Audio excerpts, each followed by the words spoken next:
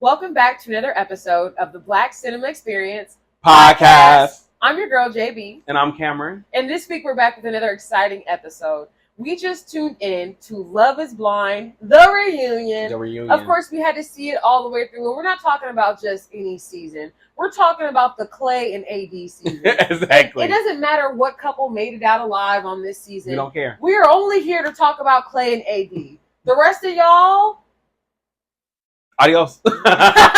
Sayonara. Exactly. I don't even know what Chelsea and Jimmy's still doing together. But, Come on now. but before we even do that, let me not even get into that. Cameron, who was your favorite couple? I mean, it was gonna obviously be Clay and AD. Same. I can't believe we're on the same page. I mean, rooting for everybody black. Okay, every time. There were some exciting couples.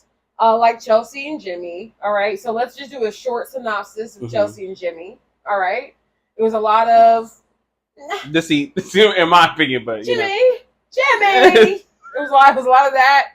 It was a lot of crying. It was a lot of unhealthy, toxic traits. I bet you that she didn't know she was toxic until she watched this show. Exactly. I bet you she never thought she was a little manipulative. This is a weird, hard one for me to talk about because I'm going to be honest with you because she was dealing with trauma. Okay, really? I believe so. Let me elaborate. Trauma from being a big girl in America. She's bigger than the usual standard, right? So the whole joke about her not being Megan Fox is like her Megan Fox. Well, she actually did resemble Megan Fox quite a bit. She was just plus size. So let's just be real. She was just bigger than what we usually see on perfect women that are on TV. So her insecurities about having a bigger body, though, surfaced every episode. Yeah. Everything that she did, every argument she started with Jimmy was focused solely on appearance. It was like, Jimmy, you're not looking at me. Jimmy, you're not kissing me. Jimmy, did you see AD's body? Like, I'm so awkward that let me go ahead and sexually harass this innocent black girl and say, hey, AD, where'd you get that ass? Exactly. Did you watch the whole season? Yeah. Did you see that part? Yeah, and I mean, it was just very reminiscent of just like people trying to control black bodies. Like, I don't know. It was like Chelsea. I felt very uncomfortable. And Chelsea, we get you don't like your body, and now everybody knows that you hate it. But I also feel like Jimmy perpetuated that because when he first saw her, he was like, it wasn't what I expected. She perpetuated that on herself by saying, I look like Megan Fox, when you should have been like AD and said, if you care so much about my appearance, we need to end this now. Yeah. They never showed us Jimmy and Chelsea having conversation about the appearance thing until it was like, oh, yeah, Megan Fox. And we saw a little snippet. Yeah. But that whole time that we're learning their love story, we never saw them talk about appearance. True. They were breaking the rules, and they left that out for us so then we could see that Megan the Fox. We love Meg Thee Stallion, so we want to say... I want to say Meg Thee Stallion. And she definitely was not Megan. But Megan Fox is a fox. Yes. She also Megan the Fox. I mean, it does fit. Yes. She is a fox. She is. But I digress. Chelsea, Jimmy, okay, whatever. Our other couple was the couple that actually got married.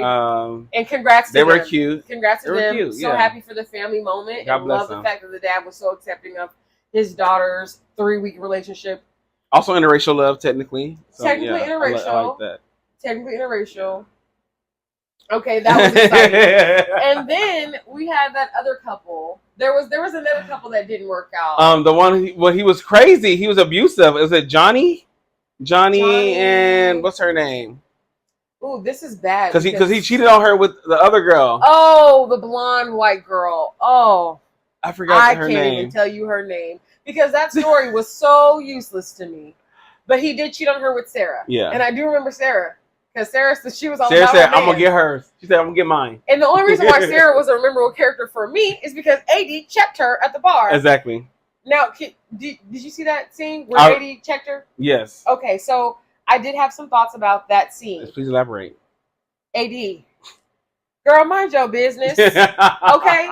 Listen, if somebody felt so strongly that they went after somebody who's already committed to somebody else and successfully got them at 4 o'clock in the morning having conversations over coffee or whatever, AD, mind your business. That man is with the girl he wants to be with. And it was Sarah. Yes. And that's exactly why they're happily ever after. And that's what it seemed like to me at the reunion. But before I talk about A.D and Clay, because I really want to get to that, I want to talk about this mess with Trevor. When he was busted about Trevor really should have been with Chelsea because I feel like he would have really validated her insecurity. But he was with his old girl talking about "I love you" before he went on the show and got busted. That's all men though, aren't they?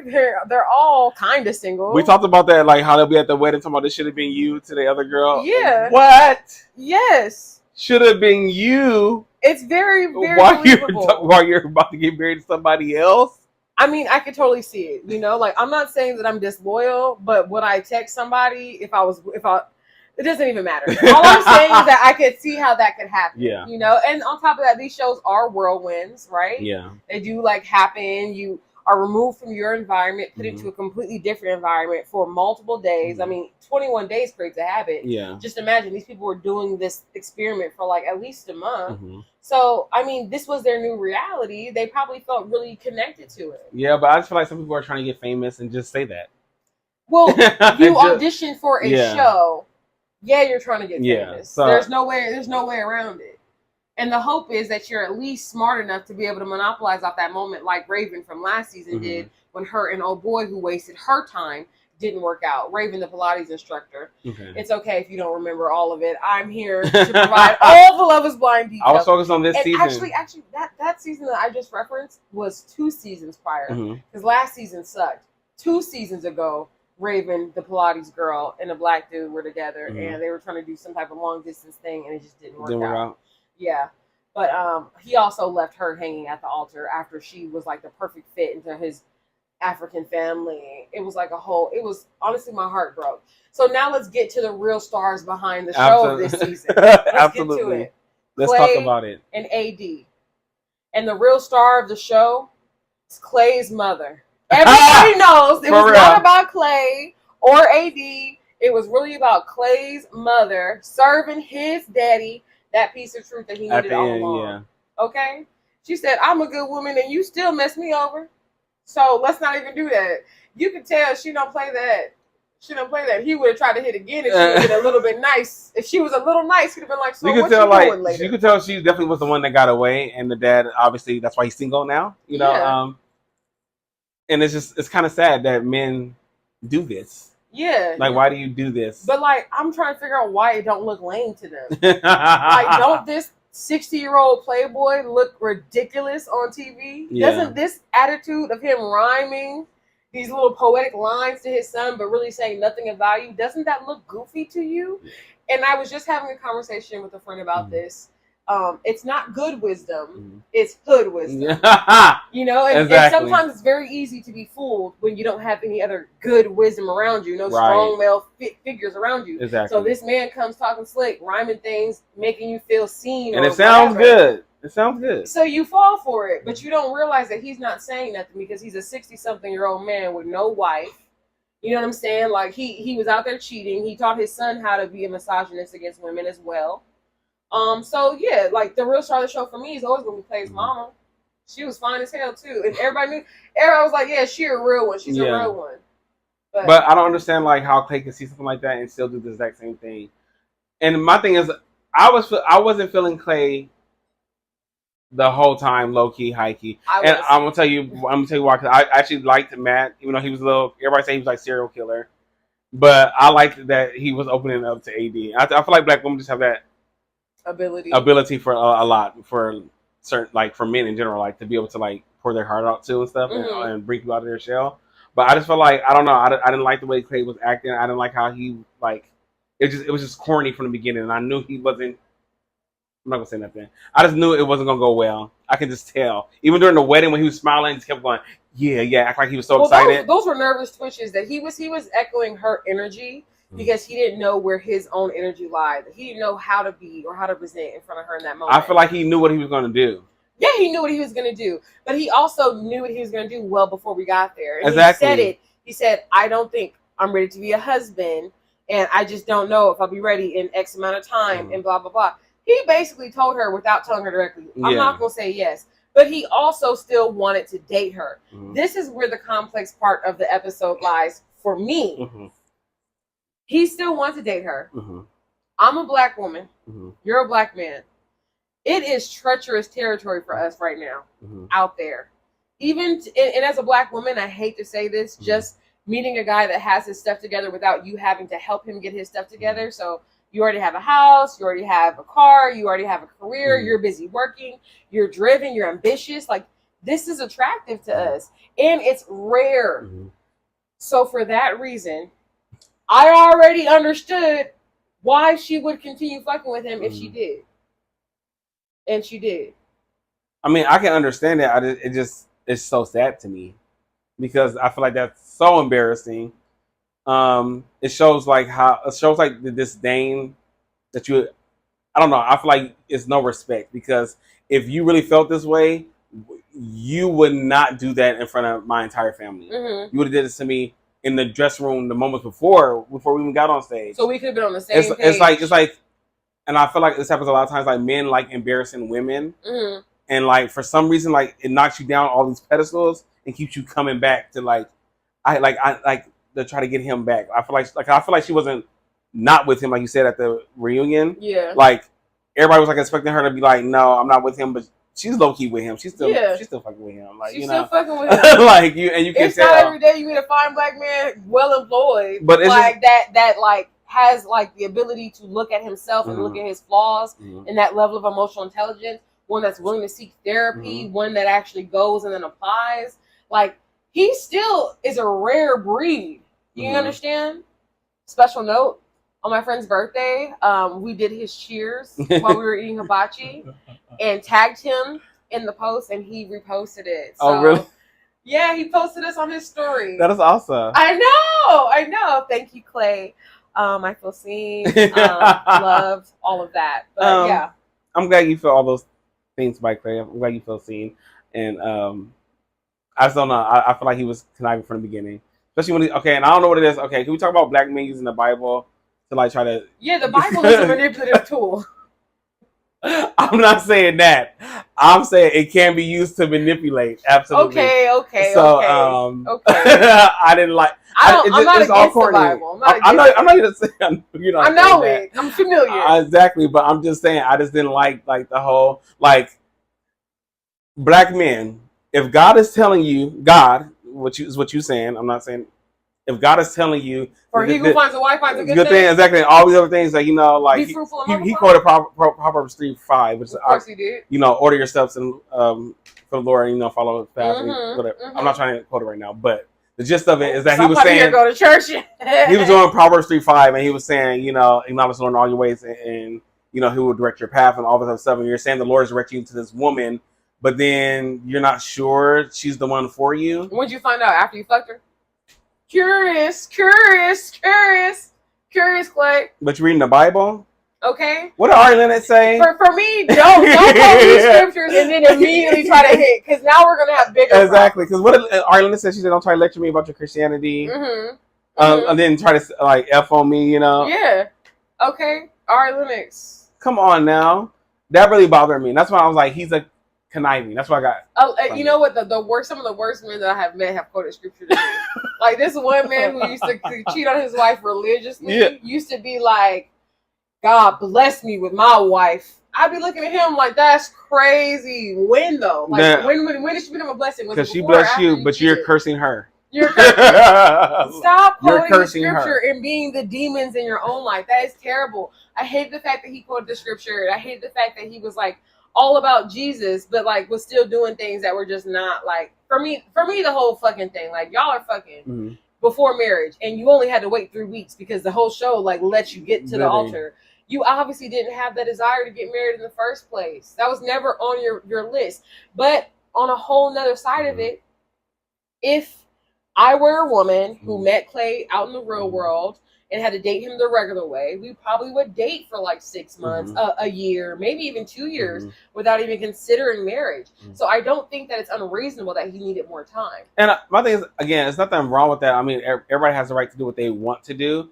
I just feel like it's just, again, it was being used as a manipulative tool to like swoon her. And I don't like that a lot of people use religion to do that, especially in the black community, because a lot of us have been to church. Like I said, a lot of us know Bibles versus a lot of us grew up, parents still pray over us, put oil on our heads, everything, so. And I don't want to get into a scripture war. Exactly. But if I take a scripture, I mean, you can say whatever you want to say about me, but I can find a scripture to defend my argument. Exactly. I can find any description. I don't care how long I live. If I stole from you, I'm going to find a scripture to defend.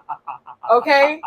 turn the other cheek. Exactly, reap what you sow. I'm joking out. No, but I don't know. I feel like, especially when we talk about relationships, and especially in America and Black people, I feel like that's a huge part of it. Obviously, religion. And I didn't like the way it was portrayed there, especially when you're using it to like say that this is the person for you, and then they're not the person for you because you left them at the altar. But then we also talk about the Black dating scene, because I feel like it is hard, like you said, for a lot of Black women to find Black men they that are their equal, you know. And then when you feel like you find somebody that's at least somewhat on your equal, like they're not necessarily ready to commit, and so it's like, what is this fear of commitment? Because we look at the other couples, like a lot of the white guys were ready to commit. Yeah, and it's like they understand that having a wife adds value. I even heard one man describe adding like a wife. He was a white man and he married a Black woman. He said, "I married a woman that has everything that I lack."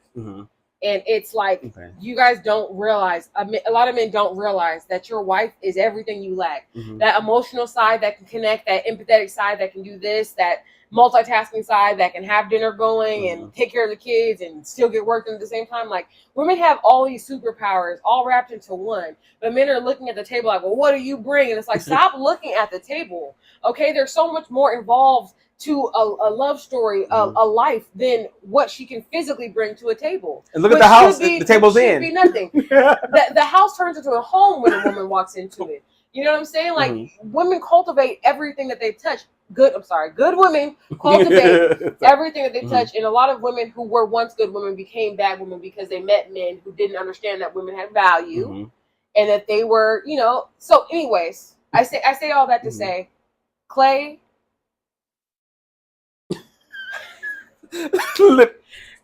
Clay, did you see her? She fine.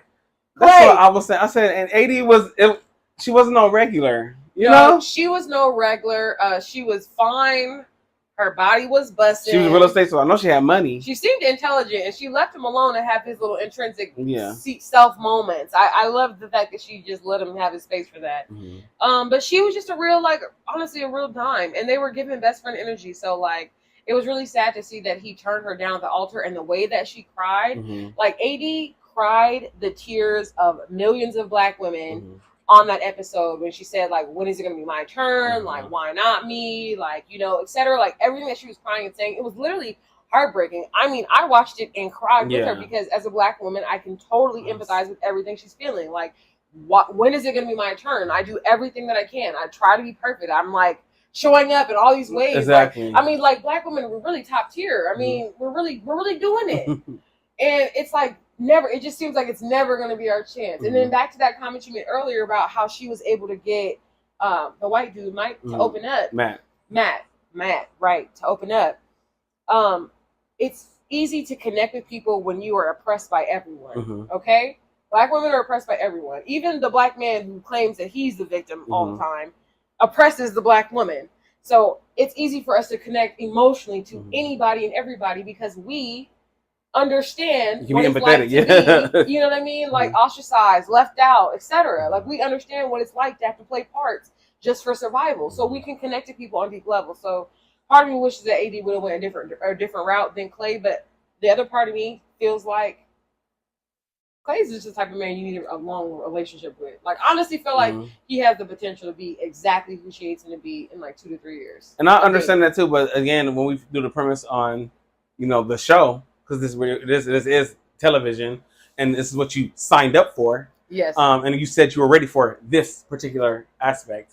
Then I don't have no sympathy because you said you were ready for marriage. You kept talking about how you're ready for marriage. You're talking about how you're mature and that you wanted to do all these things and you feel like you're ready to settle down. And everybody else was with it except for you. You weren't a man of your word, so that bothered me. Period. Clay, you wasn't a man of your word. We still love you, though. Again, educated Black man, I appreciate you. Educated Black man, beautiful Black man, and woman, that pair, Love is Blind. This last season, this was just Clay and AD season, really, honestly. Nothing else really mattered. Clay, AD, Clay's parents. That's really all that I cared about. So, with no further ado, I have nothing else to add about this season. Well, I thought it was a good season. This was my first season, actually, so I was really intrigued by this show. But what it made me realize is that I really wish love for Black people. I really wish whoever you are out there, I hope you find the one who makes your heart In black swoon. men, it's very easy to swoon a black woman. The only thing you have to do is be employed, have a car, and be willing to listen. That's really easy. Okay. You can bag any girl with them three things. Employed, car, willing to listen. Okay. Willing, not even good at it yet. Just willing to learn how to be willing to learn how to be good at listening. Okay? It's really the bar is in hell. It's pretty low. I mean, if you have health insurance, I'll marry you today. All right, I'm done. Check out Love is Blind if you haven't already seen it. It is streaming on Netflix. Yes. That is just how we feel about this season. We love Clay and AD. Those are our favorite. We're rooting for everybody black. Absolutely. Thanks again, guys, for watching the Black Cinema Experience podcast. Don't forget to tell us what you think about this episode. Absolutely. Sorry, I missed a special moment. Don't forget to tune in, like, and subscribe. Tell us your comments about this episode, this season of Love is Blind, your thoughts on the Clay and AD romance, or whoever else you had thoughts about. And thanks again for watching the Black Cinema Experience podcast. There we go. Thank you.